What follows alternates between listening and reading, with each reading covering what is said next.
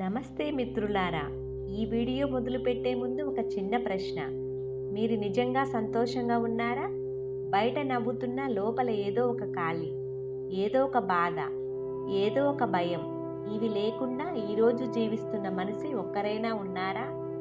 మనం రోజూ దేవుణ్ణి ప్రార్థిస్తాం, కానీ మన బాధలు మాత్రం తగ్గినట్లు అనిపించవు. అందుకే ఈరోజు ఒక గొప్ప గ్రంథం గురించి కాదు, మన జీవితానికి అద్దంలా ఉండే గ్రంథం గురించి మాట్లాడబోతున్నాం. అదే భగవద్గీత. చాలామంది అనుకుంటారు భగవద్గీత అంటే పెద్ద పెద్ద శ్లోకాలు, మనకు అర్థం కాని మాటలు అని. కానీ నిజం అది కాదు. భగవద్గీత అనేది భగవంతుడు మనిషికిచ్చిన మానసిక ధైర్యం.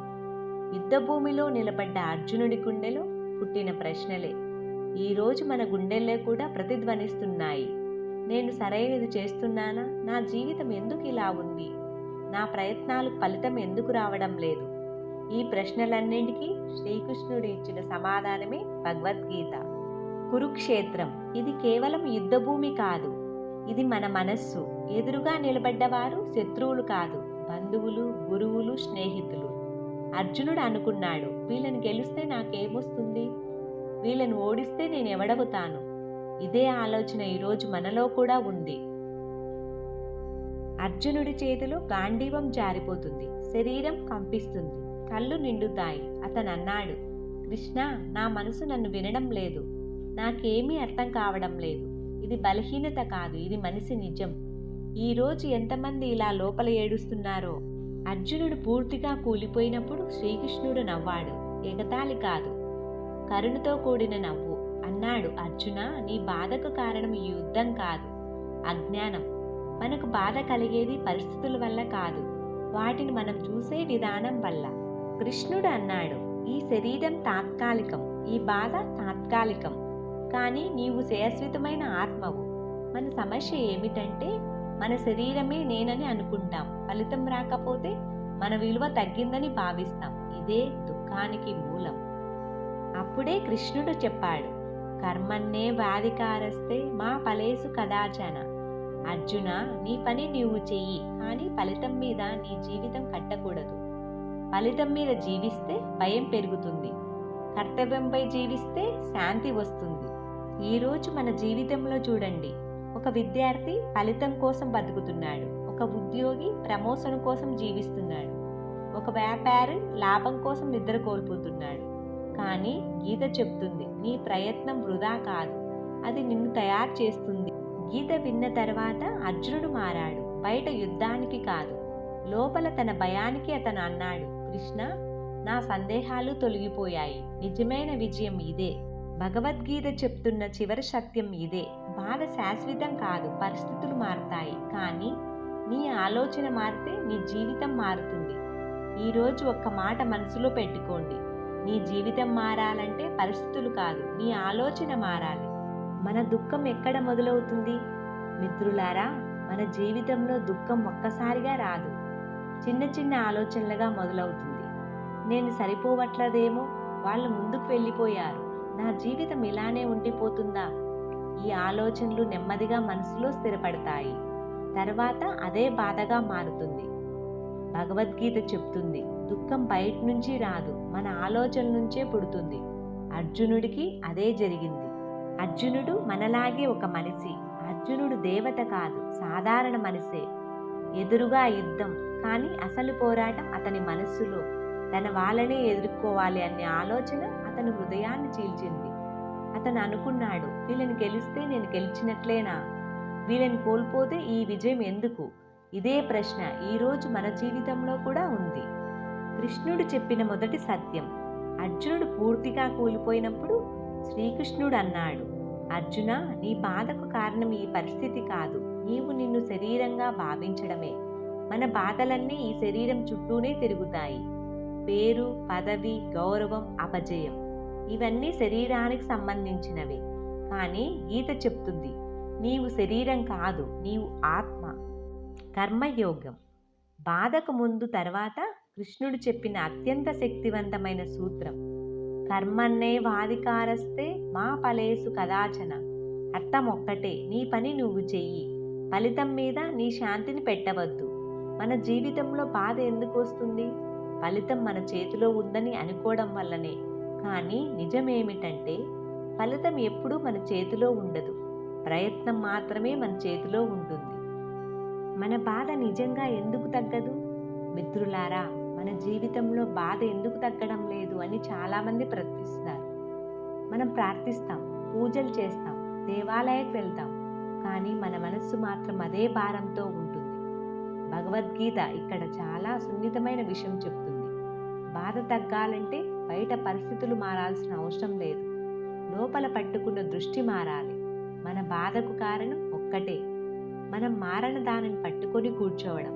పోయిన సమయం, పోయిన అవకాశం, పోయిన మనసులు, వీటిని వదలలేకపోవడమే మన మనస్సును బంధిస్తుంది. అర్జునుడి మార్పు నిజమైన గీతా బోధ. గీత విన్న తర్వాత అర్జునుడు ఒక్కసారిగా మహాయోధుడిగా మారలేదు. కానీ ఒక ముఖ్యమైన మార్పు జరిగింది. అతను తన బాధలను అంగీకరించాడు. కృష్ణుడు చెప్పలేదు బాధపడుకు అని. అతను చెప్పింది ఒక్కటే, బాధని అర్థం చేసుకో. మనం బాధపడుతున్నామంటే మనం బలహీనులం కాదు, మనం ఇంకా నిజాన్ని పూర్తిగా అర్థం చేసుకోలేకపోతున్నామన్న అర్థం. అర్జునుడు ఇదే నేర్చుకున్నాడు. నియంత్రణ వదిలేయడం శాంతికి మార్గం. భగవద్గీతలో చాలా శక్తివంతమైన ఒక భావన ఉంది. నియంత్రణ వదిలేయడం. మనం అన్నిటినీ మన చేతిలో పెట్టుకోవాలనుకుంటాం. ఫలితం ఇలా రావాలి, మనసులు ఇలా ఉండాలి, జీవితం ఇలా నడవాలి. కానీ జీవితం మన ప్లాన్ ప్రకారం నడవదు. అప్పుడు కోపం, అశాంతి, నిరాశ. కృష్ణుడు చెప్పాడు, నీ వంతు పని నువ్వు చెయ్యి, మిగిలిన దాన్ని నాకు వదిలే. ఇది ఓటమి కాదు, ఇది విశ్వాసం. గీత చెప్పే నిశ్శబ్ద శక్తి. భగవద్గీత గొప్పదిగా ఉండటానికి కారణం అది గట్టిగా మాట్లాడదు, అది అరవదు, భయపెట్టదు, నెమ్మదిగా మనసులోకి దిగుతుంది. ఈరోజు మనం జీవితంలో ఏదో ఒక బాధతో ఉంటే గీత చెప్తుంది, నువ్వు తప్పు మనిషివి కాదు, నువ్వు ప్రయాణంలో ఉన్నావు. ఈ మాటలోనే ఎంత ఊరట ఉందో చూడండి. మిత్రులారా, భగవద్గీత ఒక విషయం చాలా స్పష్టంగా చెప్తుంది. బాధ శాశ్వతం కాదు, అయోమయం శాశ్వతం కాదు. కానీ నిజాన్ని అర్థం చేసుకుంటే బాధకు అవసరం ఉండదు. అర్జునుడు యుద్ధం మొదలుపెట్టాడు, కానీ భయంతో కాదు, స్పృష్టతతో. ఈరోజు మన జీవితంలో మనకు కావాల్సింది కూడా అదే. పరిస్థితులు మారాలి అన్న ఆశ కాదు, మన దృష్టి మారాలి అన్న సిద్ధత. మిత్రులారా, మన బాధలు ఎందుకు మన వెంటనే ఉంటాయి? ఎప్పుడైనా గమనించారా? మన జీవితంలో బాధ వచ్చినప్పుడు అది ఒక్క సమస్యగా రాదు, అది వెంటనే భయం తీసుకొస్తుంది. ఆ తర్వాత అనుమానం, ఆ తర్వాత ఆత్మనింద. గీత ఇక్కడే ఒక లోతైన విషయం చెప్తుంది. మన బాధలు సమస్యల వల్ల కాదు, మనమే మన మీద వేసుకున్న అర్థాల వల్ల. మన మనస్సు ఎప్పుడూ భవిష్యత్తులోనే ఉంటుంది. ఇది ఇలా అయితే, అది జరగకపోతే, నా జీవితం ఇలాగా ఉండిపోతే. ఈ 3 ప్రశ్నలే మన శాంతిని పూర్తిగా తీసుకెళ్తాయి. గీత చెప్తుంది, ప్రస్తుత క్షణంలో ఉన్న మనసుకి దుఃఖం ఉండదు. బాధ అన్నది గతం మరియు భవిష్యత్తు కలిసినప్పుడు పుడుతుంది.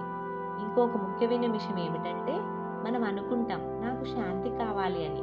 కానీ నిజంగా మనం కోరేది శాంతి కాదు. మనం కోరేది మనకు నచ్చిన పరిస్థితి. పరిస్థితి మనకు నచ్చినట్లు ఉన్నంత వరకే మనకు శాంతి ఉంటుంది. అది మారగానే మన శాంతి కూడా పోతుంది. గీత ఇక్కడ ప్రశ్న వేస్తుంది, నీ శాంతి పరిస్థితుల మీద ఆధారపడాలా, లేక నీ అర్థం చేసుకునే శక్తి మీద ఆధారపడాలా? భగవద్గీతలో చాలా సున్నితమైన బోధ ఉంది.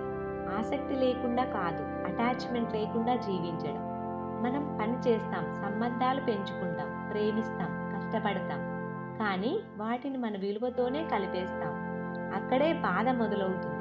గీత చెప్తుంది, నీ విలువ ఎప్పుడూ సంపూర్ణమే. పరిస్థితి దాన్ని పెంచదు, తగ్గించదు. ఇంకొక లోతైన సత్యం, మనం ఎవరితోనైనా పోల్చుకుంటే అక్కడే శాంతి పోతుంది.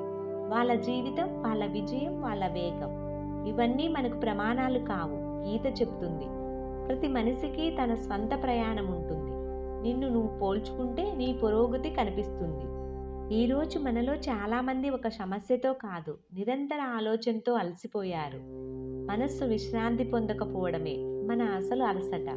భగవద్గీత చెప్తుంది, మనస్సును ఆపడం కాదు, దాన్ని సాక్షిగా చూడడం నేర్చుకో. ఆలోచన వస్తే వెంటనే దానిలోకి దిగిపోకు. దాన్ని చూసి దాన్ని వదిలేయడం నేర్చుకో. అదే నిజమైన సాధన. మిత్రులారా, భగవద్గీత చెప్పేది ఏ మంత్రం కాదు, అదొక దృష్టి. జీవితాన్ని బాధగా కాకుండా ప్రయాణంగా చూడటం. తప్పులు శిక్షగా కాకుండా పాఠాలుగా చూడటం, పరిస్థితులను శత్రువులుగా కాకుండా శిక్షణగా చూడటం. ఇక్కడే దుఃఖానికి ముగింపు మొదలవుతుంది. బయట పరిస్థితులు మారినప్పుడు కాదు, లోపల మనం అర్థం మారినప్పుడు. నీ జీవితం మారాలంటే పరిస్థితులు కాదు, నీ ఆలోచన మారాలి. అదే భగవద్గీత సారం. అన్ని దుఃఖాలకు ముగింపు గీతాసారం. ఈ మాటలు మీ మనసుకు తాకి ఉంటే, భగవద్గీత సందేశాలు ఇలాగే మనందరికీ చేరాలంటే మన ఛానల్ను సబ్స్క్రైబ్ చేసుకోండి.